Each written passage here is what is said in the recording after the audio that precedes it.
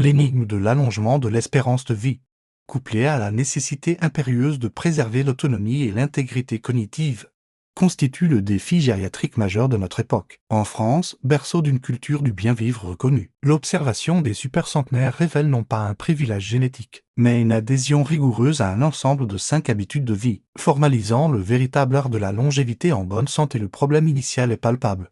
L'augmentation globale de la longévité s'accompagne d'une morbidité et d'une multimorbidité croissante, caractérisée par l'accumulation de pathologies chroniques et d'années vécues en situation de dépendance. Nous observons une dissonance entre l'allongement de la durée de vie et le maintien de l'espérance de vie sans incapacité VSI. Cette réalité insidieuse menace l'idéal d'une vieillesse active et digne. Le péril n'est pas tant de mourir que de s'éteindre lentement dans l'isolement et le déclin fonctionnel. Ce risque de sarcopénie et de fragilité précoce, souvent exacerbé par la sédentarité et les régimes alimentaires pro-inflammatoires occidentaux, doit être combattu par une discipline quotidienne inspirée de nos aînés. C'est en cela que réside l'agitation. La perspective d'une vie longue mais amoindrie n'est pas une fatalité. La solution, éprouvée et scientifiquement étayée, repose sur la convergence des facteurs environnementaux et comportementaux adoptés par les Français les plus robustes, structurés autour des thèmes de la nutrition, de l'activité physique et de la socialisation. La première habitude fondamentale est l'adhésion au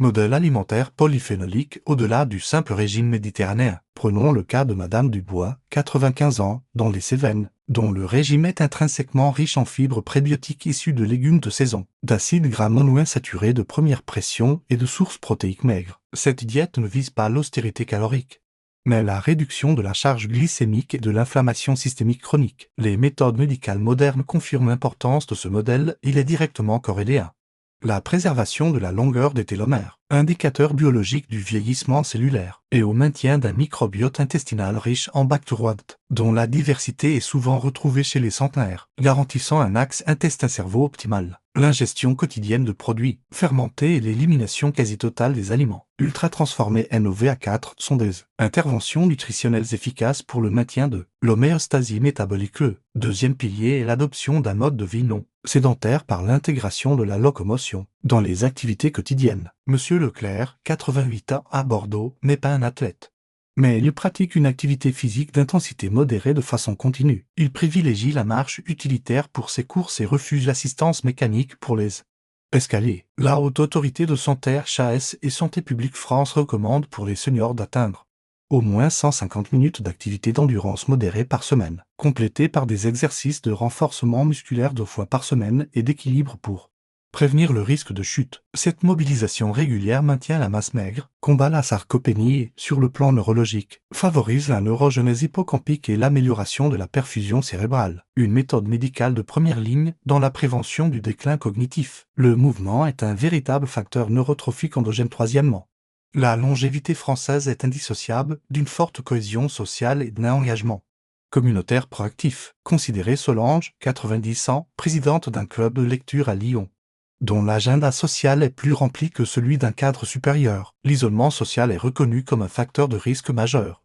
dont l'impact sur la mortalité est comparable au tabagisme. Les interactions sociales régulières maintiennent une haute réserve cognitive en exigeant des fonctions exécutives, planification, mémorisation des visages, adaptation au discours et agissent comme un puissant tampon contre le stress oxydatif et la dépression. Les professionnels de santé en gériatrie encouragent la participation à des groupes de répit ou des associations pour rompre l'anomie et préserver le sentiment d'utilité, un facteur psychologique déterminant de l'indice de bien-être subjectif. Quatrièmement, l'entretien de la plasticité synaptique par l'apprentissage constant et une démarche neurologique active. Jean-Pierre, 96 ans, a commencé l'apprentissage du piano à la retraite. Il ne s'agit pas de l'achèvement d'une tâche, mais de l'exposition à la nouveauté et à la complexité cognitive. Les pratiques de bilinguisme ou l'apprentissage musical stimulent les régions préfrontales. En cas de plainte mnésique, la démarche clinique passe par une évaluation neuropsychologique standardisée comme le NMSE pour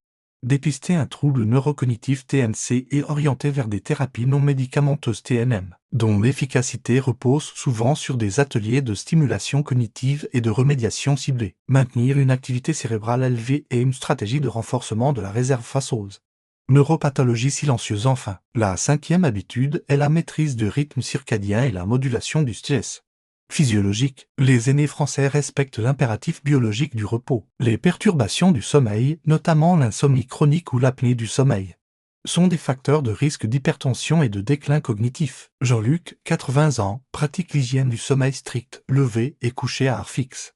Absence d'écran tardif et une sieste postprandiale courte, qui favorise la consolidation mnésique. Sur le plan endocrinien, la pratique de la relaxation et de la méditation de pleine conscience permet de réguler l'axe hypothalamo-hypophyso-surrénalien HHS, réduisant l'exposition prolongée au cortisol, l'hormone du stress, et minimisant ainsi son effet délétère sur la fonction cardiovasculaire. En conclusion, la longévité réussie à la française est le fruit d'une médecine préventive comportementale, la nutrition anti-inflammatoire et promicrobiote, le mouvement continu pour prévenir la fragilité osseuse et musculaire, l'intégration sociale contre l'isolement, la stimulation cognitive constante et une gestion physiologique du stress. La preuve est dans leur vitalité, ils ont non seulement ajouté des années à leur vie, mais ils ont injecté de la qualité et de l'autonomie dans ces années supplémentaires. Adopter ces 5 principes n'est pas un choix de style de vie anecdotique, mais une prescription proactive pour défier le vieillissement pathologique et embrasser une vieillesse épanouie.